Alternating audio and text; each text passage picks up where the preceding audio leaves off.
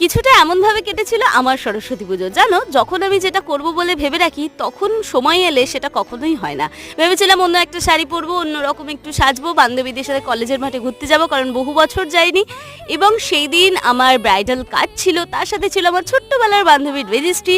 তার উপরে তো না খাওয়া দাওয়া আছেই, কারণ উপোস করে থাকতেই হবে, কারণ অঞ্জলি দেবো বলে কথা। বছরে একটা দিন যদি তার জন্য নাই দিতে পারলাম তাহলে আর করলামটা কি। কিন্তু এইসবের মাঝখানে ভিডিও আপলোড, সকালে উঠে ভয়েস ওভার, এই সব কিছু করার পরে সেই 4:30-5টা নাগাদ ওঠার পরেও আমার কাছে মেকআপের জন্য সময় ছিল মাত্র 10 থেকে 15 মিনিট। শাড়ি পরাটা তো তার মধ্যে ইনক্লুড। এবার এই সময় যত কিছু তাড়াহুড়ো করলে এই যে বিগড়ে যায়, এবং এরকম বিগড়ানোই হয়েছিল। তোমরা জানিও তোমাদের সরস্বতী পুজো কেমন কাটলো, কেমন সেজেছিলে, চাইলে আমার সাথে শেয়ার করতে পারো। এবং অবশ্যই ভালো লাগলে like, share, comment, subscribe and follow করতে ভুলো না। খুব তাড়াতাড়ি দেখাবেন নতুন একটা ভিডিওর সাথে। শেষে আমাদের সরস্বতী ঠাকুরটা দেখে নিও। ভালো থেকো, টাটা।